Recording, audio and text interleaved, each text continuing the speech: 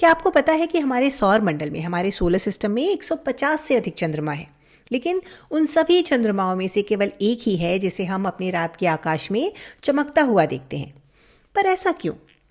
तो भले ही हमारा चंद्रमा बहुत दूर है, सटीक रूप से कहें तो 384,400 किलोमीटर दूर, और ये दूरी इतनी है कि इसमें 30 पृथ्वियां एक सीधी रेखा में आ सकती हैं, लेकिन फिर भी ये हमारा सबसे पास का खगोलीय पड़ोसी है। तो यदि हम एक रॉकेट पर बैठकर इतनी दूर जा सकें तो गैस करिए हमें कौन मिलेगा? हमें मिलेगा हमारा शांत और धूल भरा साथी चंद्रमा। अब चंद्रमा कितना बड़ा है? तो ये पृथ्वी से बहुत छोटा है। पृथ्वी का व्यास यानी डायमीटर लगभग 12,756 किलोमीटर है, लेकिन चंद्रमा का व्यास केवल 3,475 किलोमीटर है, यानी पृथ्वी के व्यास का लगभग 1/4। तो यदि आप पृथ्वी को एक फुटबॉल की तरह माने तो चंद्रमा एक टेनिस बॉल के समान होगा। ये पृथ्वी की तुलना में बहुत ही छोटा है, लेकिन फिर भी इतना बड़ा है कि इसे बहुत दूर से देखा जा सकता है।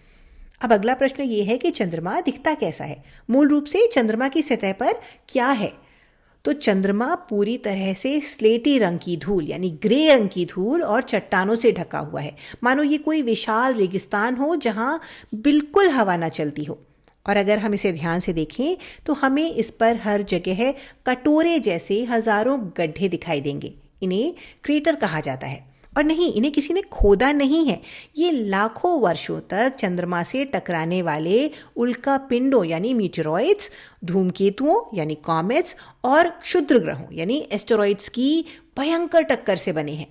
और इन्हीं में से एक साउथ पोल एटकेन बेसिन है। यह लगभग 8 किलोमीटर गहरा है, जिसका अर्थ है कि पूरा का पूरा माउंट एवरेस्ट इसके अंदर समा सकता है।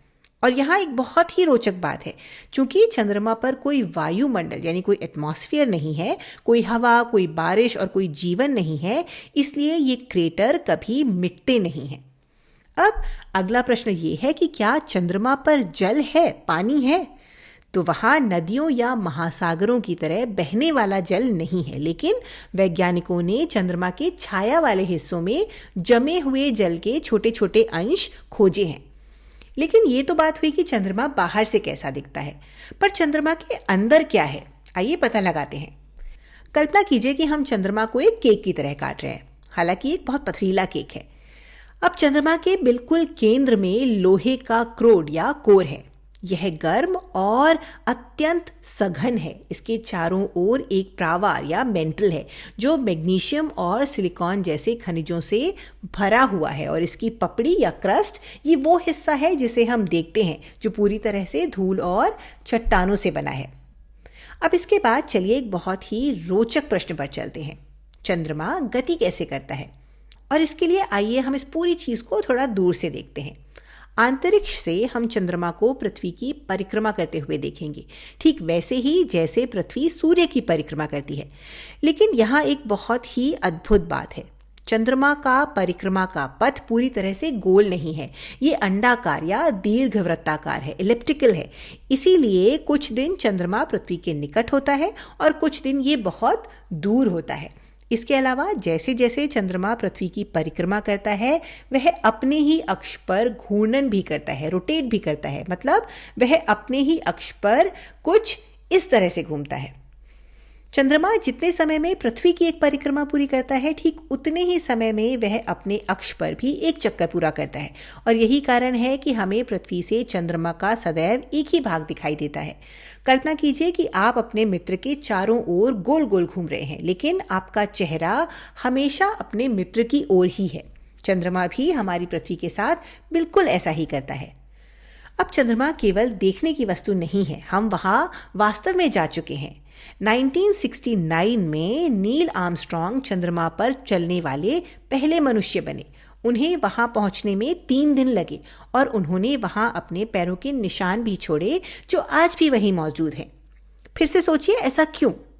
तो ऐसा इसलिए क्योंकि उन्हें मिटाने के लिए वहां कभी कोई हवा या बारिश आई ही नहीं। चंद्रमा के अभियानों में भारत का भी बहुत बड़ा योगदान है। इसरो ने चंद्रमा का गहराई से अध्ययन करने के लिए चंद्रयान 1, 2 और 3 भेजे। चंद्रयान 3 ने तो चंद्रमा के दक्षिणी ध्रुव यानी साउथ पोल के पास उतरने में भी सफलता प्राप्त की। ये ऐसा काम है जो पहले किसी और देश ने नहीं किया था। लेकिन चंद्रमा के बारे में और अधिक जानकारी प्राप्त करने का ये सफ़र, ये यात्रा अभी बस शुरू हुई है।